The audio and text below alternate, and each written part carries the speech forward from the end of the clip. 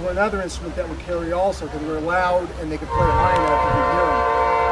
If any of you are vets, you know how loud that gets with gunfire and everything. You can't hardly hear people yelling next to you. You probably hear something like this. But for every regiment of 1,000 men, you have 10 companies of 100 men. Each company had 2 buglers. Cavalry used bugles. It wasn't practical trying to use drums or fifes on a horse because you still had the steer with one hand.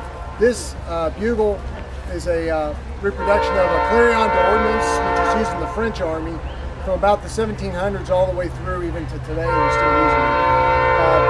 The U.S. Army and also the Confederate Army used bugles very similar to what they were using in Europe. The Federal Army patterned itself a lot after the way the French Army was in their style of their uniforms and everything. This type was very common in cavalry. Also, there were a couple other styles that were coiled smaller that would look kind of small to you, but they had more turns in them. And also in different keys, higher pitched than this one, or lower pitched than this one. And sometimes they'd add a little tube on the end with a little loop in it they call a pigtail to make the horn a little longer, so it would make one a little lower pitched than another, so you could tell the difference between the bugle calls from one company to another. The calls used in the Army before the war were all standardized, and they were in their tactics manuals. Well, all the generals in the South, or the majority of them, were trained at West Point, so they learned that tactics manual, so they were using the same bugle calls in the South also. It was considered bad form to play a bugle call towards the enemy because they might misconstrue it as a command for them. So they didn't. They had some kind of courtesy as far as warfare went. And so a lot of times, though, the bugler on the other side could tell what was being commanded because he could interpret the bugle calls. We find in reenacting that actually this works pretty well for certain calls. Not everybody can learn all the calls. It's a lot of homework and practice. But the horses will actually perk up when they hear a bugle call and they know something's going to happen. So we be down a road 5 miles and they all go into a kind of an autopilot at a trot, just like you do when you're driving on the highway. Well, this kind of wakes them up out of that. When they hear a bugle call, they're going to stop and we're going to turn and do something. The calls were for all kinds of commands, like you saw out there: left, right, turn, halt, forward. There were a lot of other types of calls used also: left front into line, right front into line, trot, canter, halt. Also, bugle calls were used in the camp for everything. Just like the modern Army, everything is very strict and regimented. So you had a bugle call to get up, to form up for roll call in the morning, for sick call, for anybody who was ill, to report to the regimental surgeon, church call, when to eat, when to feed the horses, when to water the horses. I mean, it was everything by the bugle call. There was one called boots and saddles, which was basically a signal to the troopers get their horses saddled up and be ready in 15 minutes.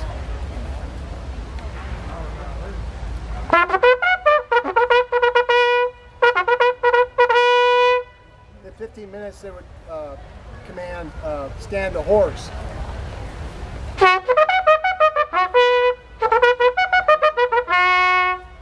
And that meant get next to your horse, holding his halter in formation in the right order to prepare and mount and head out. Also, assembly was used a lot. You've probably heard this one.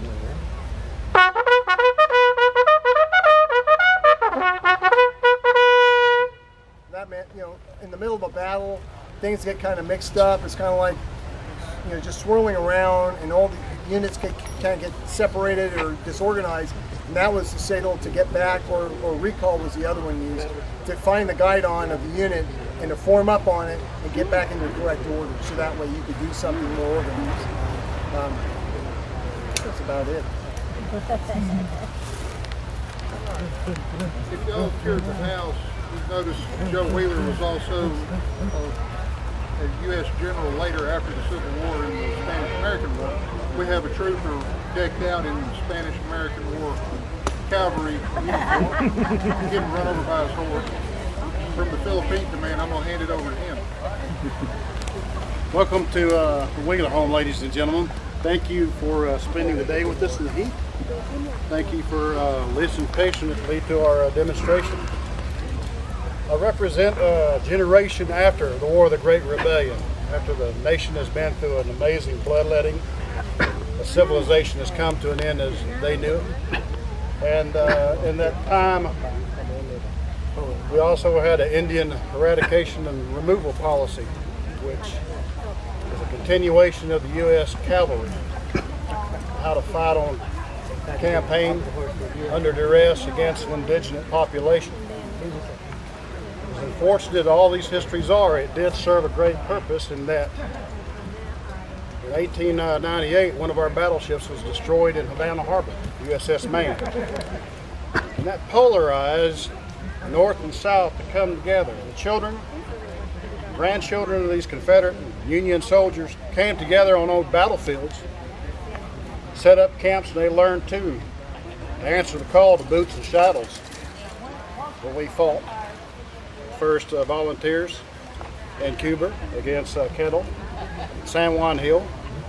But today I represent the U.S. Army as it was in 1900 in the Philippines. And General Wheeler's daughter was an Army nurse who treated the wounded in the Philippines. Critical thing that came out of the American Civil War and the Indian War was an economy of the saddle, the production process, the acquisition process, new techniques of warfare that was broken by our mounted servicemen. In the Philippines, we interface with Eastern ideologies. We also have to interface with seagoing Muslims called Moros. Learn to fight a tenacious, embedded combatant who holds dearly to their ideology. In the jungles of Panama and in the jungles of the Philippines, we see the same problems that America will endure for the next 100 years. With that, I conclude my presentation as far as the U.S. Army cavalrymen in 1900. I think we're going to relocate. Yes, we're going to tie up to this white fence back there, and if y'all have any questions, want to pet the horses, or any more detailed information on us, come meet us over there. We'll be there 20-30 minutes. But that'll conclude the program, and thank y'all for coming out.